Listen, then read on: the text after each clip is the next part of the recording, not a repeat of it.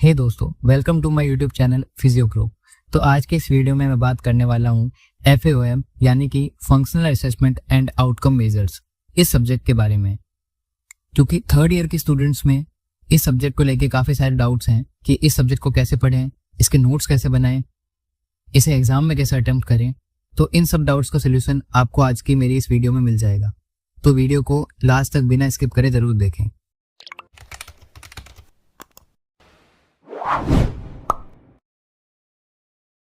तो इस वीडियो में मैं आप सबके साथ अपने खुद के थर्ड ईयर के बनाए हुए hand written PYQ based notes share करने वाला हूं, जिसको आप बेस बना के अपने नोट्स प्रिपेयर कर सकते हैं। मेरे इन नोट्स को बनाने के पीछे के 3 मेन रीज़न थे। पहला, मैं ऐसे नोट्स बनाना चाहता था कि जिसके थ्रू मेरे कंसेप्ट क्लियर हो सके। दूसरा, कि जो नोट्स टाइम सेविंग हो। तीसरा, कि पेपर के टाइम पे जो नोट्स ईजी टू रिवाइज हो। अब ज़्यादातर स्टूडेंट्स क्या करेंगे, मेरे नोट्स को एज इट इज़ याद करके एग्जाम में अटेम्प्ट करने की कोशिश करेंगे। पर प्रॉब्लम यह आएगी कि एग्जामिनर 16 या 8 मार्क्स का जब क्वेश्चन पूछता है तो उसमें वो प्रॉपर फॉर्मेट के साथ साथ एक डिटेल्ड आंसर एक्सपेक्ट करता है। फॉर एग्जांपल, जैसे एग्जामिनर ने किसी स्केल का आंसर 16 मार्क्स में पूछा और आपने उसका आंसर 1 या 1.5 पेज में ही ख़त्म कर दिया, तो चाहे कितना ही बढ़िया आपने उसकी लैंग्वेज लिखी हो या कितना ही बढ़िया उसका आपका कंटेंट हो, लेकिन और लिमिट भी मैटर करती है अच्छी स्कोरिंग के लिए। तो आपको इसका बैलेंस बना के चलना है कि आपके वर्ड लिमिट भी प्रॉपर हो और कंटेंट भी अच्छा हो। तो मेरे नोट्स को आप बेस बनाओ, साथ में अपनी लैंग्वेज। और मैं अभी आगे आपके साथ एक फॉर्मेट शेयर करने वाला हूँ जो मेनली स्केल्स के आंसर्स होते हैं उनका, कि आपको उस फॉर्मेट में ही सारे आंसर अटेम्प्ट करने हैं तो आप अच्छा स्कोर कर सकते हैं। तो अब बात करते हैं उस फॉर्मेट के बारे में जिसकी मैं अभी बात कर रहा था। ये फॉर्मेट मेनली स्केल्स के क्वेश्चन के लिए एप्लीकेबल है। आपको सबसे पहले कोई भी स्केल का क्वेश्चन आए तो उसका इंट्रो लिखना है। इंट्रो में क्या आएगा, इंट्रो में उस स्केल का ओवरव्यू आएगा कि वो स्केल किस बारे में है, वो कब बना था, एक्सेट्रा एक्सेट्रा। दूसरा जो पॉइंट आता है वो आता है इंटेंडेड पॉपुलेशन, कि मतलब वो जो स्केल है वो स्केल अपन कौन से पेशेंट्स पे, किस एज ग्रुप के पेशेंट्स में या किन लोगों पे अपन उस स्केल का यूज करेंगे। तीसरा जो पॉइंट आएगा वो आएगा मेथड ऑफ यूज। इस पॉइंट के अंदर उस स्केल की सारा डिटेल आएगा कि कैसे उस स्केल को यूज करना है। अगर वो क्वेश्चन बेस्ड स्केल है, कौन कौन से क्वेश्चन अपन उस पेशेंट से पूछेंगे, या फिर अगर कुछ परफॉर्म करवाना है तो वो किस सीक्वेंस में करवाना है, कैसे करवाना है। तो ये सब चीज़ें, मतलब ओवरऑल स्केल के बारे में जो मेजर चीज़ें आएंगी वो आएगा इस हेडिंग के अंदर। अब नेक्स्ट पॉइंट आता है जो कि ऑप्शनल है, जो कि कुछ स्केल में अपन को मिलेगा लिखने के लिए, कुछ में नहीं मिलेगा। वो आएगा टाइम टू एडमिनिस्टर। तो ये पॉइंट्स उन स्केल के लिए एप्लीकेबल होता है जिनको एक फिक्स टाइम में परफॉर्म करवाना होता है। इसके बाद जो अगला पॉइंट आएगा वो आएगा स्कोरिंग का। जो स्केल्स होते हैं उनमें अपन हर एक टास्क के लिए, हर एक क्वेश्चन के लिए एक स्कोर फिक्स होता है। तो फॉर एग्जाम्पल, अपन ने किसी पेशेंट को कोई टास्क परफॉर्म करने के लिए दिया तो उसमें अपन ने 0 से 4 की मार्किंग का स्केल यूज किया और ऐसे अपन ने उससे 10 टास्क करवाए तो ओवरऑल 40 मार्क्स बने। और जो लोएस्ट टोटल वो परफॉर्म कर सकता है वो 0, कि मतलब वो अगर कुछ भी ना परफॉर्म कर पाए तो 0, और अगर वो सब कुछ परफॉर्म कर जाए एकदम इजीली और एकदम अच्छे से तो मतलब 40 वो स्कोर करेगा। अब हर स्केल का एक कट ऑफ होता है कि पेशेंट की अभी करंट कंडीशन क्या है, वो उस स्कोर से डिसाइड होता है पेशेंट को कितनी केयर की नीड है। अगला पॉइंट आता है रिलायबिलिटी और वैलिडिटी। सबसे पहले तो ये होती क्या है ये कोई अच्छे से एक्सप्लेन नहीं करता। दूसरा, इनकी वैल्यूज को कैसे याद रखना है ये कोई नहीं बताता, और इतनी सारी वैल्यूज हर स्केल के अलग अलग, याद करना काफ़ी टफ होता है। तो अब बात करते हैं रिलायबिलिटी। तो रिलायबिलिटी का मतलब होता है कि बार बार टेस्ट करने पर भी रिजल्ट सेम आता है या नहीं। तो रिलायबिलिटी के भी 3 टाइप होते हैं। सबसे पहला टाइप होता है इंट्रा रेटर रिलायबिलिटी। जब एक ही पर्सन टेस्ट को रिपीट करे और रिजल्ट सेम आए तो उसे कहते हैं इंट्रा रेटर रिलायबिलिटी।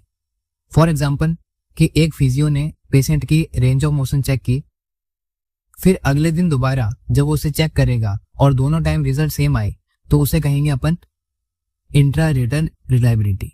दूसरी जो टाइप की रिलायबिलिटी होती है वो होती है इंटर रेटर रिलायबिलिटी। इसमें 2 अलग अलग लोग जब पेशेंट पे सेम ही टेस्ट को परफॉर्म करे और रिजल्ट सेम आए तो उसे कहेंगे इंटर रेटर रिलायबिलिटी। इसका भी अपन एक इजी एग्जांपल से समझते हैं। जैसे तुमने किसी पेशेंट का रेंज ऑफ मोशन चेक किया, हमारे दोस्त ने भी उसका रेंज ऑफ मोशन चेक किया और दोनों का रिजल्ट सेम आया, तो वो होगी इंटर रेटर रिलायबिलिटी। तीसरा जो टाइप होता है वो होता है टेस्ट रिटेस्ट रिलायबिलिटी। इसमें क्या होता है कि जब सेम टेस्ट को सेम पेशेंट पे अलग अलग टाइम पे परफॉर्म करते हैं और रिजल्ट सेम आए, तो उसे कहते हैं टेस्ट रिटेस्ट रिलायबिलिटी। जैसे कि फॉर एग्जांपल कि आज किसी पेशेंट की अपन ने ग्रिप की स्ट्रेंथ को चेक किया और 3 या 4 दिन बाद दोबारा से उसकी ग्रिप की स्ट्रेंथ को अपन चेक किया और दोनों टाइम वो चीज सिमिलर आई, तो वो होगी टेस्ट रिटेस्ट की रिलायबिलिटी। ठीक है, हर बार टेस्ट को रिपीट करने पर भी रिजल्ट अगर सेम रहे या स्टेबल रहे तो उसे कहेंगे रिलायबिलिटी। अब बात करते हैं वैलिडिटी की। तो वैलिडिटी मतलब जो टेस्ट कर रहे हैं वो क्या सच में वही चीज मेजर कर रहा है जो कि होना चाहिए। फॉर एग्जाम्पल, अगर अपन थर्मोमीटर से किसी पेशेंट का टेम्परेचर नापेंगे तो वो चीज वैलिड है। ठीक है, वहीं अगर अपन रूलर यानी कि स्केल से अपन अगर किसी का टेम्परेचर नापने जाएंगे तो वो चीज वैलिड नहीं है। अब इसके भी टाइप्स होते हैं। पहला टाइप होता है फेस वैलिडिटी, कि मतलब देखने से ही लगे कि वो चीज सही है। फॉर एग्जाम्पल, क्वेश्चन पेपर देख के अपन को लग रहा है कि वो मैथ्स का ही है, ये चीज है फेस वैलिडिटी, कि मतलब वो वैलिड है पेपर। दूसरा आता है कंटेंट वैलिडिटी, कि पूरा कंटेंट कवर किया है कि नहीं, उस स्केल ने पूरा कंटेंट कवर किया है कि नहीं, कि वो भी पूरी चीज को मेजर कर रहा है। अगर हर एस्पेक्ट को मेजर कर रहा है तो वो होगी कंटेंट वैलिडिटी उस स्केल के लिए। ठीक है, जैसे कि फॉर एग्जांपल किसी स्ट्रोक के पेशेंट में अपन एमएमटी चेक कर रहे हैं, तो अब वो एमएमटी कब वैलिड मानी जाएगी, जब अपन ने उस स्ट्रोक के पेशेंट हेमीप्लेजिया का पेशेंट है, एक साइड उसका पैरालिसिस है, तो अपन उसका सिर्फ अपर लिप चेक करके रख देंगे तो वो चीज की मेजरमेंट वैलिड नहीं मानी जाएगी।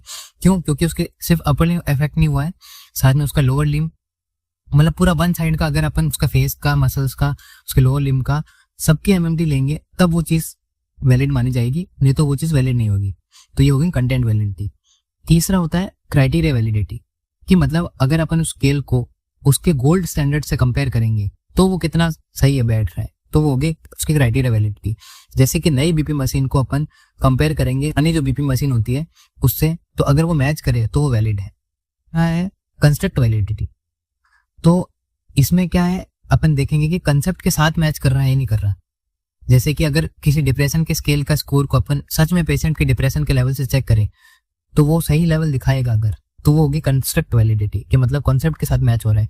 अगर उस स्केल में आया कि वो पर्सन बहुत ज्यादा डिप्रेस्ड है और इन रियल वो डिप्रेस दिख ही नहीं रहा, तो वो कंसेप्ट से मैच नहीं कर रहा। ठीक है, अब सबसे इंपॉर्टेंट चीज, ये जो मैंने सब कुछ बताया आपको वैलिडिटी और रिलायबिलिटी के बारे में, ये सब आपको कंसेप्ट को क्लियर करने के लिए था, ताकि आपको इन टर्म्स के बारे में पता रहे और कभी आपको लगे तो आप किसी एक आध क्वेश्चन में इस चीज के बारे में ये टाइप्स और लिख के भी आ सकते हैं, तो थोड़ा आंसर भी लंबा हो जाएगा और साथ साथ में एग्जामिनर को भी ये लगेगा कि आपको नॉलेज है और कंसेप्ट क्लियर है आपकी।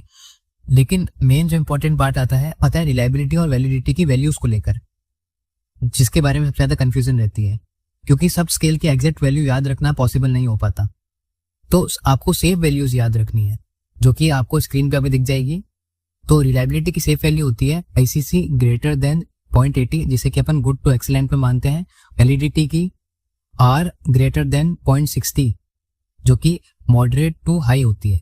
मतलब जो ही मैंने वैल्यूज बताई 0.80 रिलायबिलिटी के लिए और 0.60 वैलिडिटी के लिए, अगर इनके आसपास क्या वैल्यूज लिख के आ जाओगे स्केल्स में तो वो चीज गलत नहीं होगी, क्योंकि अगर आपकी बुक्स में वो स्केल पब्लिश हुई है तो उसकी वैलिडिटी और रिलायबिलिटी इतनी रही है, तब आप उस चीज को पढ़ रहे हो। जो स्केल सही नहीं होगी वो आपके कोर्स में इंक्लूड नहीं होगी। तो इसलिए आप इन वैल्यूज को आराम से याद करके और इनके आसपास की वैल्यूज लिख सकते हैं। लास्टली, नोट्स को डाउनलोड करने का लिंक नीचे डिस्क्रिप्शन बॉक्स में है, आप जाके चेक कर सकते हैं, या फिर आप मेरे टेलीग्राम चैनल फिजियो ग्रुप को ज्वाइन कर सकते हैं, वहाँ भी मैं अपने नोट्स को अपलोड कर दूंगा। बाकी अगर आपको वीडियो पसंद आई है तो इस वीडियो को लाइक करें, कमेंट्स में आप अपने डाउट पूछ सकते हैं, या फिर नेक्स्ट वीडियो आपको किस टॉपिक पे चाहिए आप वो भी कमेंट कर सकते हैं। साथ में चैनल को सब्सक्राइब करें for more such helpful content. बाकी मिलते हैं नेक्स्ट वीडियो के साथ, तब तक के लिए स्मार्ट पढ़ो, कॉन्सेप्ट क्लियर रखो।